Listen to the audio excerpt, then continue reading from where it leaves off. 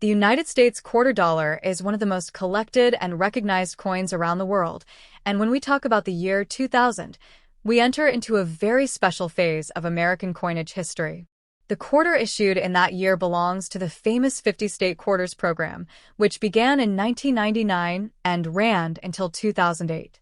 This program was introduced by the U.S. Mint to honor each of the 50 states with unique reverse designs, released 5 each year in the order that the states ratified the Constitution or were admitted into the Union.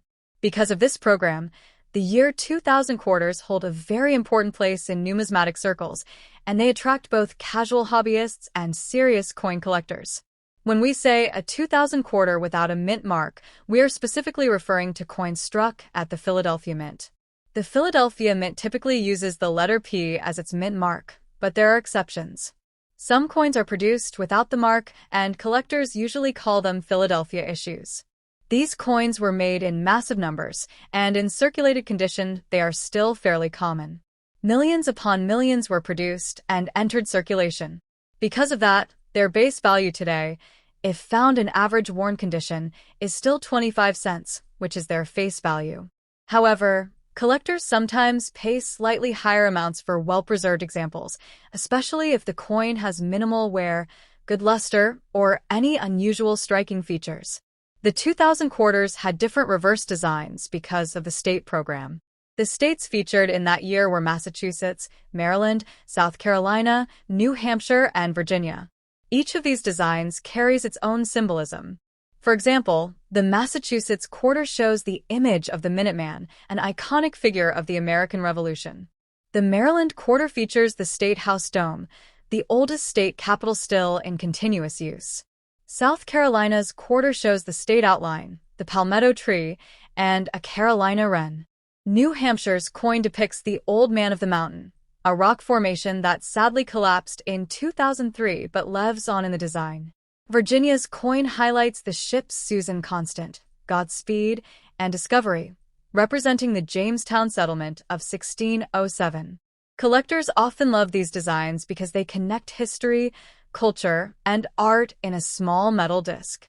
Even though they were mass-produced, the charm lies in the details and in hunting for higher-grade examples. If we discuss condition, a quarter from the year 2000 in circulated condition usually sells for no more than face value, unless it has something special. Coins in extremely fine or uncirculated condition can sometimes sell for $1 to $3 to the right collector. When graded by professional services, coins that achieve very high mint state grades, such as MS66 or MS67, can bring in $20, $50, or even $100 depending on demand and rarity of the particular state design. Another interesting factor is error coins. Some 2000 quarters without mint marks were struck with minor errors. Errors such as double die obverse, misaligned dies, or clipped planchets can increase value dramatically. While a normal circulated coin may be worth 25 cents, an error quarter can fetch anywhere from a few dollars to several $100s, depending on how dramatic and rare the mistake is. Coin collectors are always on the lookout for such unusual pieces. It is also worth noting that while the U.S. Mint produced billions of quarters in the year 2000, condition is the key factor that separates a common coin from a collectible one. Most of the coins in circulation show heavy wear on Washington's hair and the state reverse design. But if you come across a bright, shiny example with no scratches, strong luster, and sharp details, then you may have something worth a premium. Professional grading is often the best way to determine this, but even to the naked eye, a coin with clear details and no major damage stands out. Now, if we talk specifically about today's market, the reality is that the 2000 quarter, without mint mark in average circulated condition, is worth only its face value of 25 cents. However, in collectors' marketplaces such as online auctions, coin shops, and numismatic shows, nice uncirculated examples can bring in $1 to $5.